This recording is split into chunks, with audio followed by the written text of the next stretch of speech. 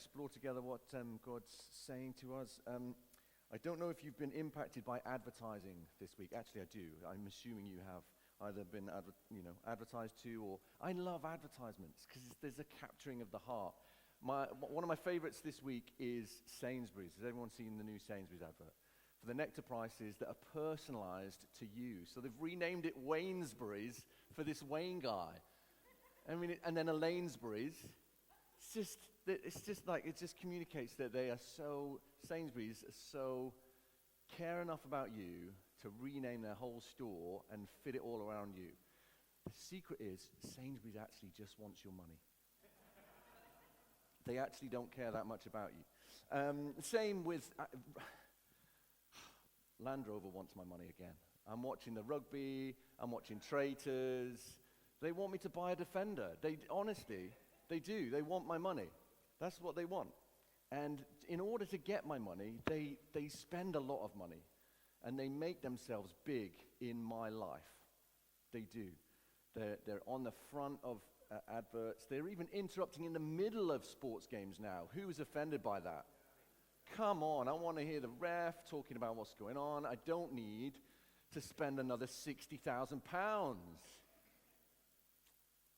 I don't have £60,000, just in case you're wondering. Advertisers do want your money, just to let you know. And they will be big. Now, the things that are going to cost you a lot often have to be big. They have to be big. They have to impress you. And we're talking about parables today. And the thing with God is, you can miss him. You can miss some of the best things in life. He is not, I want to tell you this morning, God is not a slap in the face by a wet fish. If you're making notes, write that down. God is not a slap in the face by a wet fish. He is not the obvious, whoosh, boom. He is sneaky, and he wants the hungry people, those who are looking. We sang this morning, about open our ears, open our hearts, we want to know you. And for those who have ears to hear and eyes open, we might see something of huge value, even more value, I think, than a broccoli from Sainsbury's or a Land Rover Defender, if you can believe that. A little hide-and-seek game. There is a character hidden around this building that you may have missed. I wonder if anyone can see it. Don't be shy if you've seen it. Little point on there. Yes. So small you might miss it. It's my message this morning. It's so small you might miss it. It's so hidden. This lady's got a little construction hat on.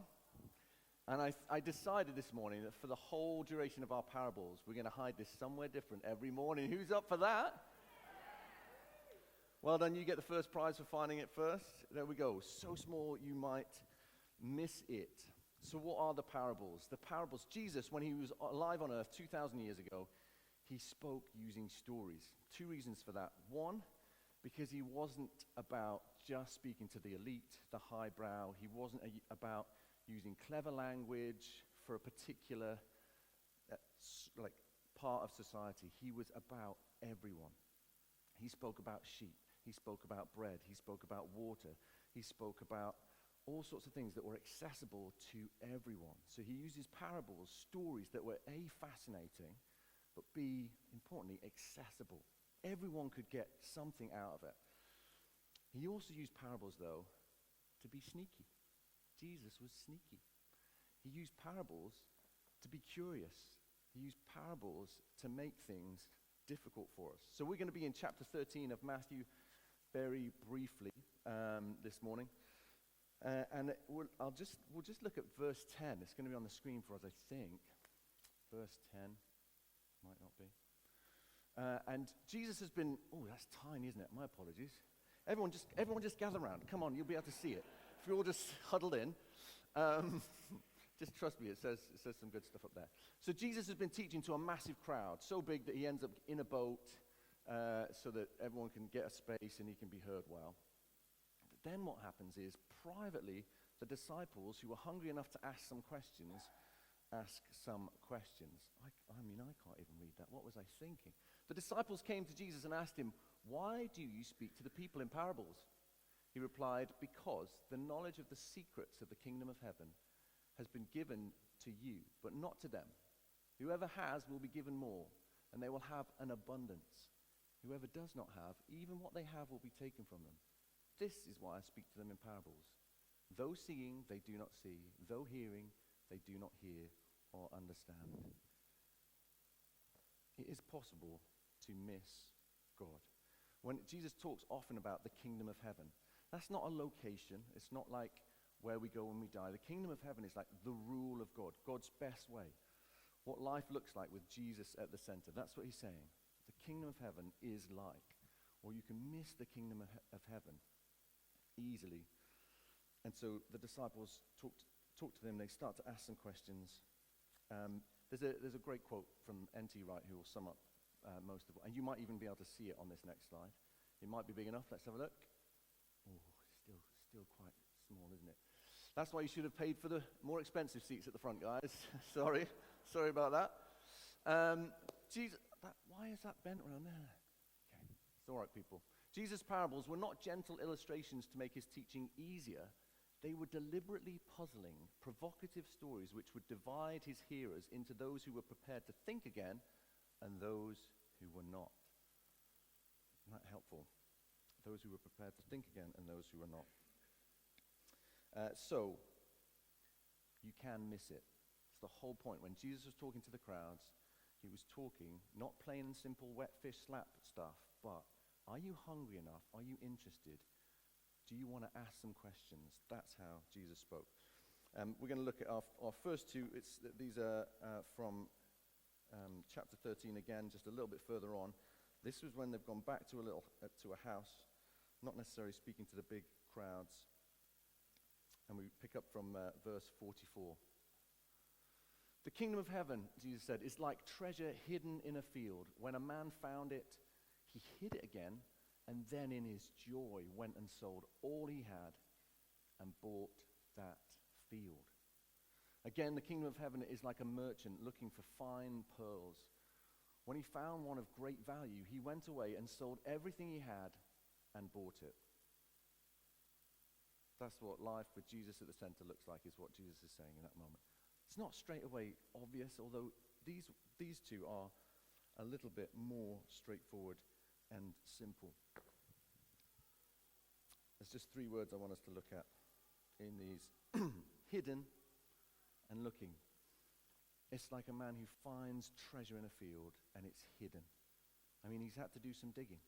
It's not just there and he's stumbled over it. It's not a wet fish. He's actually digging down and he's gone, whoa, I have found something big. I'm going to hide this. I need to own this field so I can get this treasure. And he goes and sells everything he has. And the merchant one, the person is looking. They're already looking for a pearl. It's not like they have no interest. There's a level of curiosity that they are looking for pearls. So there's hidden, there's looking. The best of life is not a slap in the face with a wet fish. The other thing I just want to point out to you is there's joy. I read this and I think, oh, sell everything I've got. I got a nice bike. I mean, sometimes I don't want to give up 10 minutes reading my car magazine for my wife, never mind selling everything I have. And I'm like, really? And we could get into the mistake of thinking, this guy's going, oh, I'll sell it, fine, I'll sell everything I have. There's my broccoli from Sainsbury's. Go on, can you buy my Land Rover Defender or my Nissan Micra, whatever it is. He's not doing that. We're going to play a quick spot the difference. There's going to be two images on the screen at once. I want you to see if you can spot the difference between the two of them. Are you up for it? There we go. It's a yard sale. There's one on the left and one on the right. Does anyone know what the difference is? Sorry, Maggie? One, the man is standing up. Yes, correct. Any more detail? Smiling. Again, I wish you'd all just huddled around when I asked you to, because honestly, it makes so much sense here. He is really smiling. So the answer is joy. It's even on the next slide. That's what it says in this parable. It was in his joy. He was like, everything else, the value of everything else now has gone down big. because of what I've just found in my field. And that, people, whether you know it or not, is what life with Jesus is like. Is what life, when you stop chasing after all the other things that the world wants you to buy, wants you to invest in, when you find Jesus as the one who made you, loves you, and can restore to you life at the center, meaning and purpose. We're going to hear some stories this morning in a moment of 5 people who've found life in a significant way. That man goes, do you know what? All the things I own no longer compare to that. We just sang a song that I used to belt out, singing my heart out when I was on a tram going to one of my first jobs, were the whole realm of nature mine. That were an offering far too small. There are so many people in this room who have sang their hearts out to some similar kind of phrase. Everything else isn't half as worth it now that I've met Jesus. That doesn't mean life is easy. It doesn't mean it's straightforward, but it means all of our values are turned upside down. But our challenge this morning is you can miss it. You can miss the kingdom of heaven, either because you're not hungry for it or because stuff is too important. There's a gentleman in the Bible who had too much to sell, and he goes away and he maybe doesn't enter the kingdom of heaven because it's too costly. Because it's too costly. We can easily miss it. God's ways can easily be missed. We're going to get stuck into some more of these parables over the coming weeks. You'd be very welcome to come and join us for that. I'm just going to pray for us, and then we're going to hear some stories.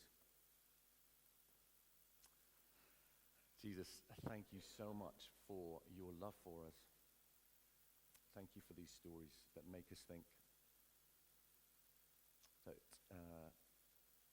pique our interest, these stories that are memorable. Lord, I pray for every person here. I pray that you would again arrest our attention to you in a world full of loud and noisy and flashy images. Would we not miss the small, the pearl of great price? Would we not miss the hidden treasure? Would you show us, and would we re-establish the values in an order that will bring life to us, we pray. In your name, amen.